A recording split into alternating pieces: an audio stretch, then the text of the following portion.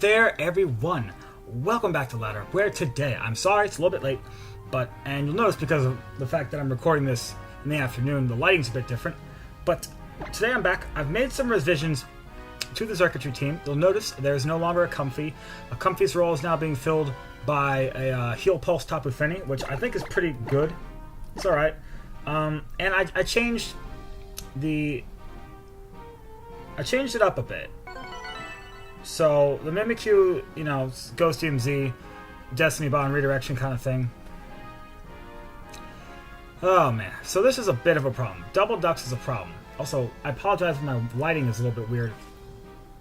My camera's not enjoying this combination of front lighting and back lighting, so we'll see how that goes, see how that turns out. Not really sure. Oh well, we're all learning together. In the meantime, let's see here. This is a problem. What do I usually do against this? I have a plan for this, I feel like. I feel like Mimikyu's pretty much given. Could go Mimikyu Snorlax. Might be our best bet.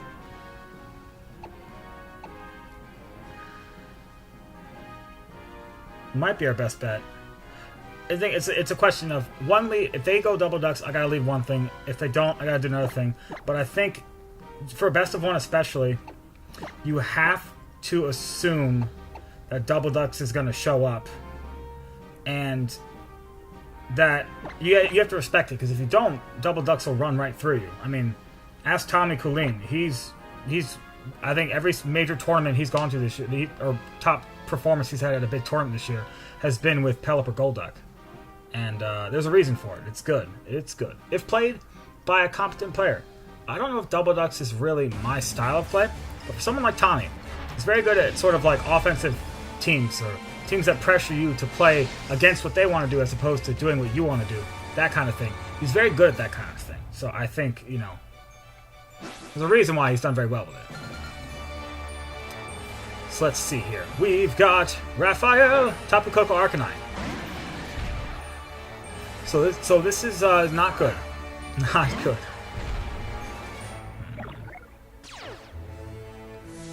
The thing is, so if the Tapu Koko has Taunt, which I imagine it would, you know, then this is a problem. I kind of have to get up Trick Room, though. I'm going to go for it anyways. Oh, this isn't Belly Drum. Crap, this is still not the right Snorlax. Still not the right Snorlax. But I'm gonna go for a Curse anyways. It is Taunt. Yeah.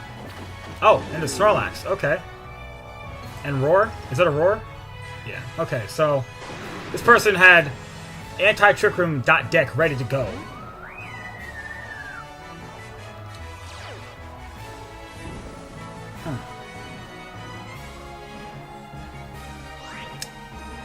What to do? What to do? Could also just Heal Pulse or Taunt my Tapu Fini.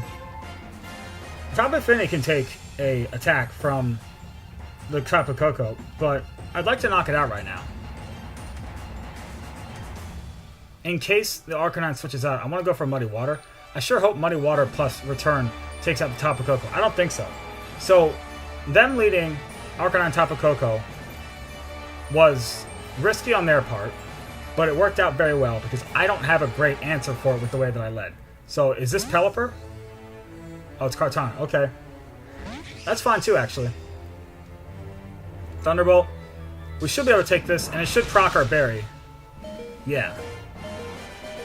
Yeah. Yeah, we are EV to take that. We proc our berry. Now, this is intimidated. Ugh, that's bad. This is Snorlax is intimidated, which is unfortunate, but I still thought that this combination of attacks would have been good. Oh well. This is not going well for us. Yeah. So yeah, we really don't have any good way to win this because we're so far behind.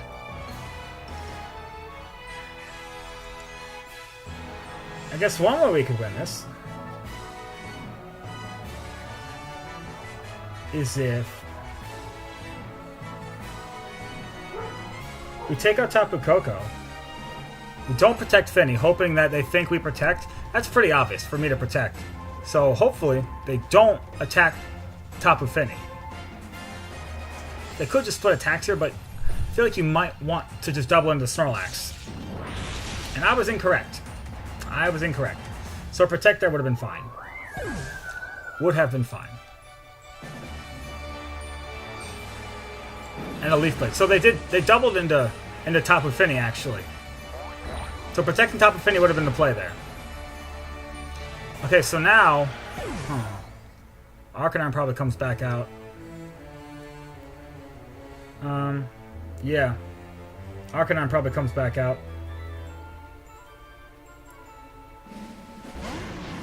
I feel like I want to recycle here.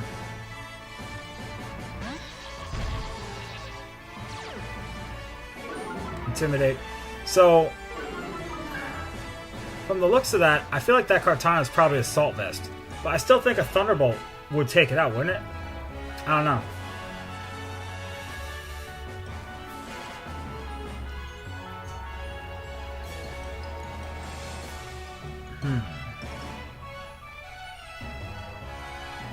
I kind of want to recycle with Snorlax. I feel like the Arcanine might roar. I kind of want to recycle with Snorlax. Smart Strike into... That's going to proc our Berry. This might be a free Thunderbolt onto Xurkitree. No. Oh! It's all out pummeling. That's interesting. So it's Fighting Z Arcanine with close combat. That will probably take out Snorlax. If not, then who knows? Who knows? But actually, if it does, it does. This might not be bad. If we could take out the Kartana here, this might actually not be bad. Because the thing about Arcanine is it can't roar Mimikyu. Oh, that's like no damage. Yeah, that's definitely Assault Vest. So the Arcanine can't roar Mimikyu like this. It can't roar me. So I think here our only way to win is to Trick Room.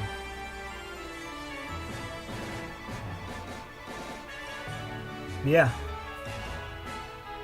You pretty much have to. So the thing is, they pretty much have to double down on Mimikyu. And... Oh, they don't. So, yeah. I'm saying this is a good opportunity to Tail Glow. Is that into Mimikyu? No. Okay. So I don't really understand that play, because I could have just Trick Roomed. I could have protected Trick Roomed in your face. So that worked out for them, but that was, I don't know. That wasn't really a good play. But I say that and I'm losing, so, well, you know, the heck do I know? I wonder if the Z Shadow Claw takes out Kartana. Probably not. I'm gonna go for it. Just to find out. Just to find out the damage. Yep, this is gonna break our disguise. Possibly burn us. That'd be awful. That'd be pretty terrible. Oh, man. So yeah, if we just protected Trick Room, we could have protected Trick Room and then Tail Glow next turn. We would have been fine. Like, you saw that, like they saw the roar went before Mimikyu did anything the first turn. So you would think that you would want to target it down. It actually does take out Kartana. That's nice to know. I still think that was a bad play on their part.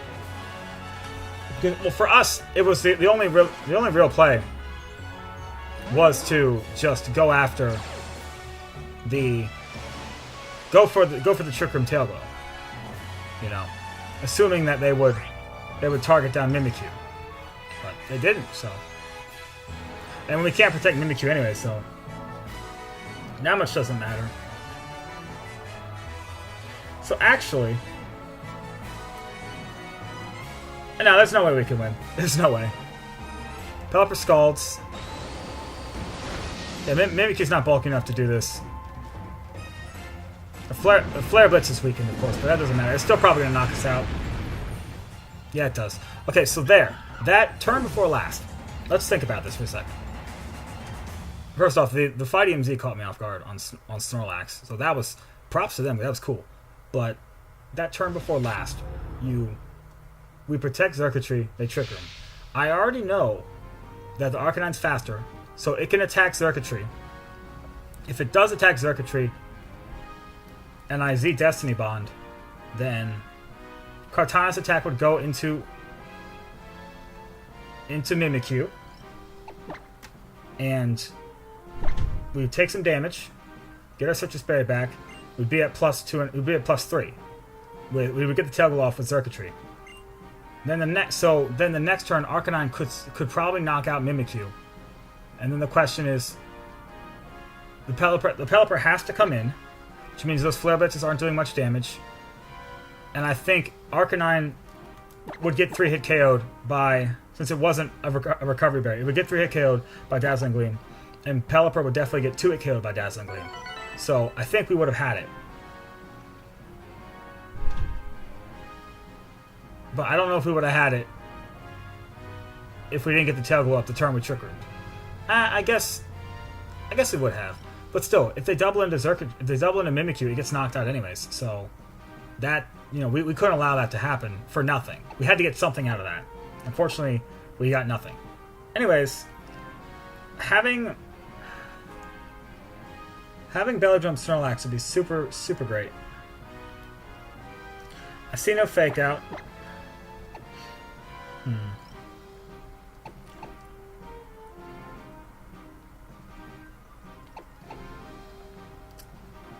Yeah, I think I'm going to do this.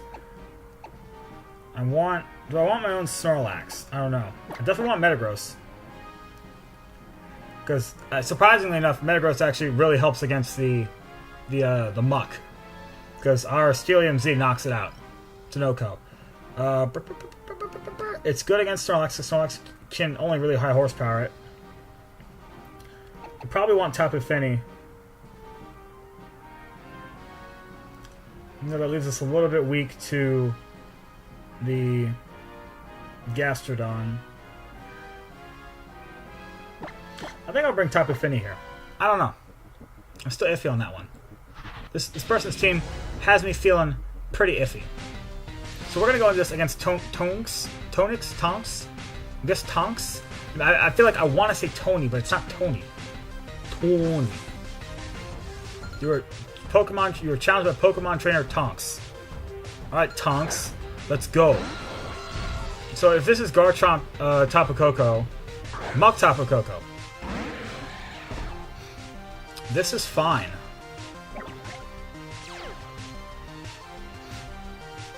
So the good thing is, like I said, Unnerve. Someone pointed out to me before, I was wondering why an opposing Snorlax didn't have a berry. I'm just dumb and I forgot I had Unnerve Aerodactyl. So the Muck can't eat a berry right now, which is nice. I think here we definitely want to get up Tailwind. The question is, so if the Muck has Shadow Sneak, that's a problem. If he Shadow Sneaks Aerodactyl,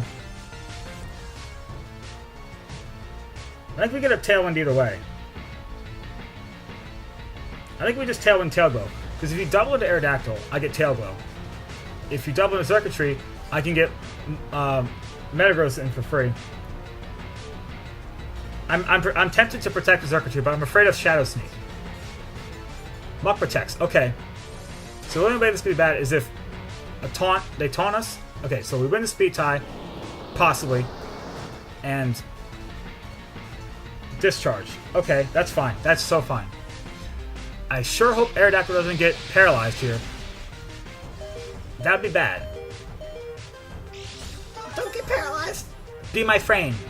Yes. Yes. This is so good. This is so good.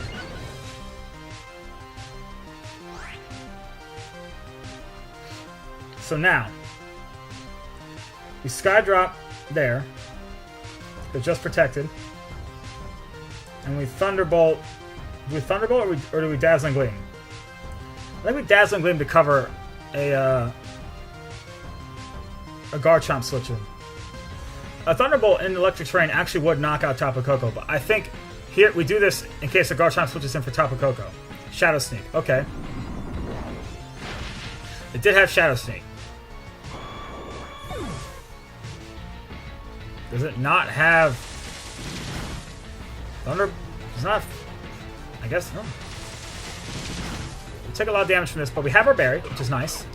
So that Muk Shadow Sneak was annoying, but we do get to bring in Metagross here pretty much for free. We could actually bring in Tapu Fini, and I think I want to. The question is, I forget how much health the Muk has. Would a Thunderbolt take it out? I don't want to bring in Tapu.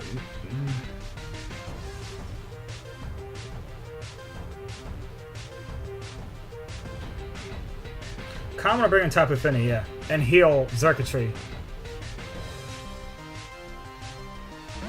Just in case they double protect.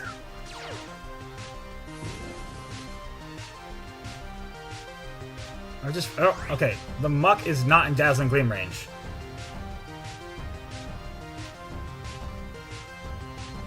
In terms of Tailwinder left. 2 turns, okay. So we're actually going to Moonblast into the Tapu Koko here. And we're going to Thunderbolt the Muk. I'm expecting a double protect, but that's not the end of the world. Is that Garchomp? Snorlax, okay. So this is alright. We knock out the Muk.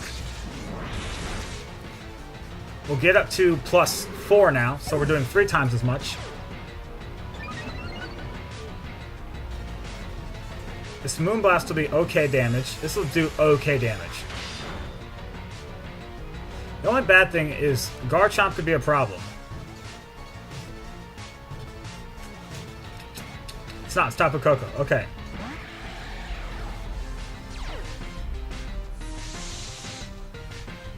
This would actually... Okay, so we gotta make a call here. Because does the Tapu Koko protect or not?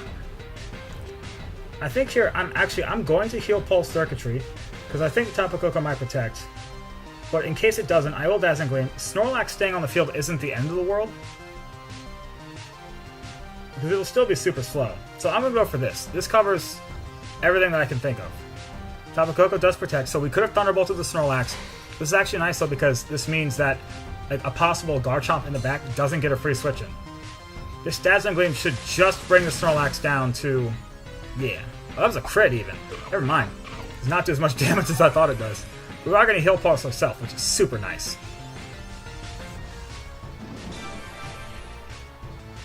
So we won't get our berry back, but, you know, we're at almost full health now. Oh, we are at full health. High horsepower. Okay. Is that a crit? No, that's just a lot of damage.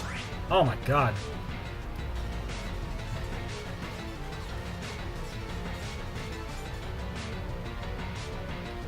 Okay, so here, I'm going to protect Tapu Fini. He's going to go for Dazzling Gleam.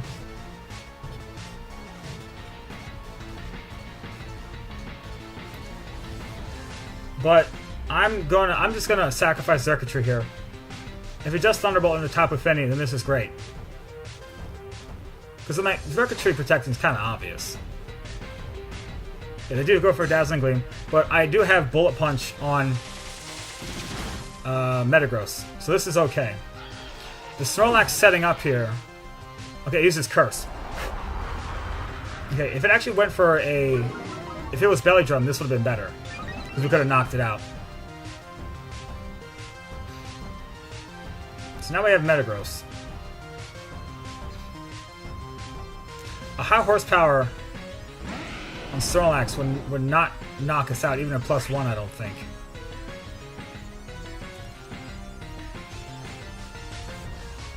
I think we go for a Muddy Water. I think at this point we want to get the accuracy reduction on the Snorlax. And we are gonna Bullet Punch the Tapu Koko. High horsepower could always miss on its own, but this Bullet Punch is kind of obvious, but it does prevent the Tapu Koko from knocking out Tapu Fini, and that's the most important thing. we've got to protect Tapu Fini. Especially if there's a Garchomp in the back. Ooh, this is tense. Muddy Water does hit. Really would love that accuracy drop. Nah! And it does hit the high horsepower. So that's unfortunate. Yeah, we do live. But if it's a Garchomp in the back, we're totally screwed. Yeah. Arcanine. Huh. But the Arcanine probably has Wild Charge. Probably has Wild Charge. Intimidate doesn't matter for our Metagross. Ooh. We would live a Wild Charge, though. So we have Bullet Punch. So if he has a Fire Z move on the Arcanine, that's bad here. But I'm just going to play it safe and protect. I'll play it safe and protect. He probably just Wild Charges Tapu Fini, which would be terrible. Flare Blitz. Okay, into the protect. So this Muddy Water, it hits both. Come on, do some sweet damage. Get some drops. No drops. Okay. So Snorlax is going to be a problem, and it's going to curse this next turn, I think. I'll go for another Muddy Water, and I am just going to Bullet Punch the Arcanine. I mean, he honestly could protect Arcanine, and that'd be okay. But, yeah, I gotta knock this thing out. I gotta do something. This will do a little bit. Should be Muddy Water range, I hope. Except it's got a berry. Okay. That's bad. That's very bad. But we got something, I guess, kinda. It would have activated its berry anyways from the Flare Blitz recoil. So, you know, we're basically keeping it a little, basically where it was, but it's got a little bit more health. I need Muddy Water to pull us out of this one.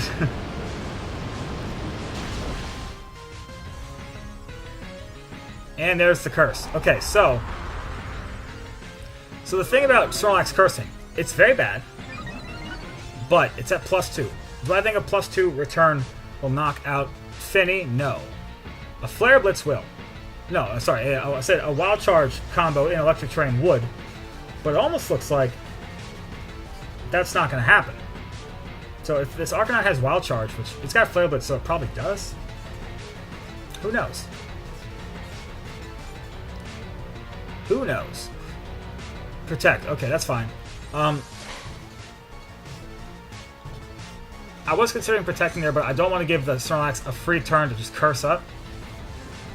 So if we get an accuracy drop, then and he curses, this is good. Okay, so if he's cursing here, then this is okay. Recycle. Okay, that's even better. That's fine. That just gives me more opportunities to lower its accuracy, which is what I'm going to keep doing eventually. I'm going to keep Muddy Watering, and then if the Snorlax keeps trying to set up, I'll just keep trying to lower its accuracy. It does have Wild Charge. It does. Okay, so I need this to hit, and it would be great if it lowered Snorlax's accuracy again.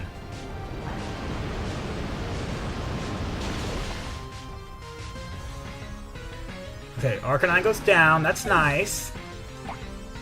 Berry goes off again. So he's going to go for a return, probably.